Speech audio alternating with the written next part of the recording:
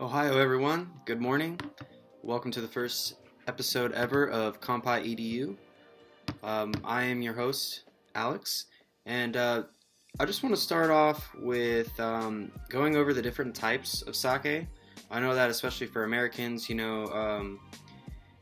tend to get confused if we go to a Japanese restaurant. We want to get some sake with our sushi or with our ramen or whatever, and we look at the menu. It's all in Japanese, and we're like, I don't know what's the difference between ginjo and junmai, and what's a junmai ginjo versus a ginjo. I just want something that tastes good. Give me some flavor profiles. So I'm going to go ahead and break it down for you today really quick. So starting with the grades, what you need to know first and foremost is it all comes down to the rice polishing ratio. So with sake rice and table rice that we just eat are different. And sake rice is designated by the Japanese government because it looks different and it has different properties. So with table rice, you have fat, starches, and proteins, and they're all evenly distributed throughout the grain of rice. With sake rice, the starch is concentrated in the middle, and the fats and proteins are on the outside. And basically, the reason why sake rice is ideal for making sake is because what they do is they polish the rice either by hand or by machine, and the more that they polish the rice down, the more delicate the sake is going to be. The less that they polish it down, the more robust and earthy it's going to be. Generally, there's always exceptions to the rule, so just remember that in the sake world, there's always foundational knowledge. But the fact of the matter is every brewery does something a little bit different, and there are always exceptions to the rule. So don't always take my word as this is 100%, because like I said, there are always exceptions to the rule. So anyways, moving on. So the four basic types that we have honjozo, we have junmai, we have ginjo, and we have daiginjo. Okay, so starting with junmai and honjozo, because they're sort of in the same category. So you have junmai and honjozo. So junmai means that the rice grain has been polished up to 60%, which means, this is where it gets kind of confusing. It means that they take the outer portion up to 40% off of the rice. Now, back in the day, the minimum milling rate had to be at least 70%, which means they had to take at least 30% off. Nowadays, there is no requirement in terms of junmai. It can be, 80% if that brewery chooses to, but they have to put the polishing ratio on the bottle if it is less than or more than 70%. So let's say, one of my favorites, Tamagawa Time Machine, it's a koshu, which is an aged sake. It's fantastic. He only polishes off 12% of the rice. So the seimai buai, the polishing ratio, or in Japanese, seimai buai, is 88%. Now he has to put that on the bottle so people know. So that's that. You're gonna tend to get more earthy, rich, robust flavors. Mushroom is a common one. Vanilla, almond, honey, things in that sort of category you're gonna find in junmai. And I would recommend that with richer dishes like shabu shabu. Duck is great. But even, if you want to do like chicken, like yakitori style, like grilled skewers with some soy on top, something that's got a little bit more smokiness and robustness to it, junmai is definitely the way to go.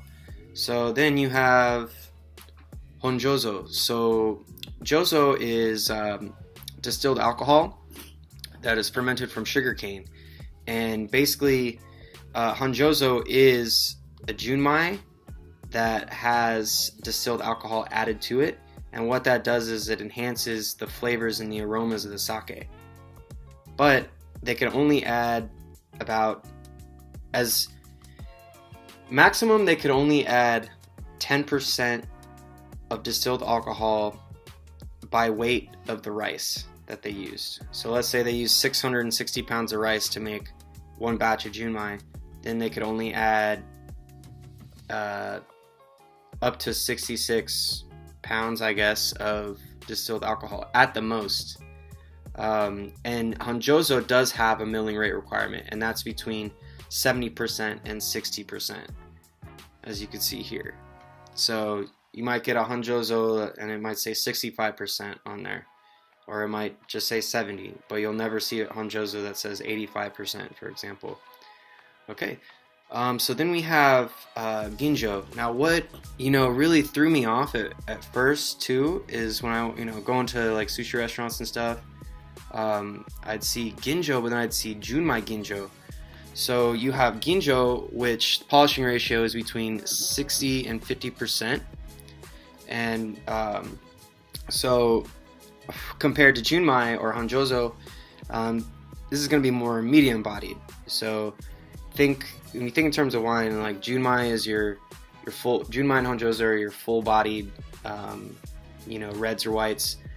Ginjo would be your medium bodied reds or whites, for example. Common notes on this guy: green apple, cashew. Sometimes you'll get cantaloupe notes as well, and it kind of varies too. So, but generally, what I've found in Ginjo, green apple all day. So that you have Junmai Ginjo. So anytime you see Junmai as a prefix in front of Ginjo or Daiginjo, for example, that means pure rice. So they don't add any distilled alcohol to the batch. Now what you'll find is most sake breweries, they do add distilled alcohol to their beverages because they want to enhance the flavors and the aromas. And over 90% of sake that they submit to sake competitions are not of, do not have that Junmai prefix. They do add that alcohol because they want to enhance the flavors and the aromas for the judges, to get their gold medals and whatnot. So if you see Junmai as a prefix, Ginjo, it's the same milling rate between 60 and 50%, but there is no distilled alcohol, so the aroma won't be quite as strong. There's going to be a little bit more complexity to it, I would say. All right, so then you have Daiginjo. So Daiginjo is technically a subgrade of Ginjo. So there's a phrase in Japanese that Daiginjo is Ginjo to die for. I know, very funny, very funny. So Daiginjo, 50% or less. So they're really polishing off a lot of the rice to really isolate that starch, because the starch is going to break down to sugar. The sugar breaks down into alcohol and carbon dioxide. And the more that they take off, they're getting rid of that fat and that protein that gives it that more robust flavor, gives it more body. So Daiginjo is going to be very delicate. I would pair this with, sashimi, your very light sashimis like snapper, your halibut, your hamachi, albacore, things like that. Seaweed salad, something like that, things that are really, really delicate, and then Ginjo, I would say go lighter as well, but you don't have to go as light, like cod, something that has a little bit more, flavor to it. Salmon, I think with Ginjo works really well.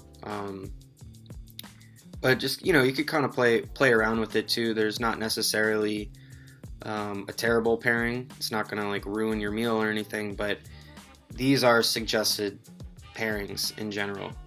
So Junmai Daiginjo, like I said, so when you see Junmai as a prefix, it just means pure rice Daiginjo.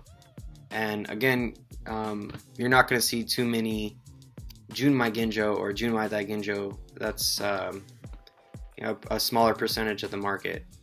So those are the basic 3 grades, and in the next video we're going to go over different styles. So today we went over grades. So we did Junmai, Honjozo, Ginjo, Junmai Ginjo, Daiginjo and Junmai Daiginjo. Okay, so in the next video we're going to go over different styles, things like Nigori, Koshu, Namazake.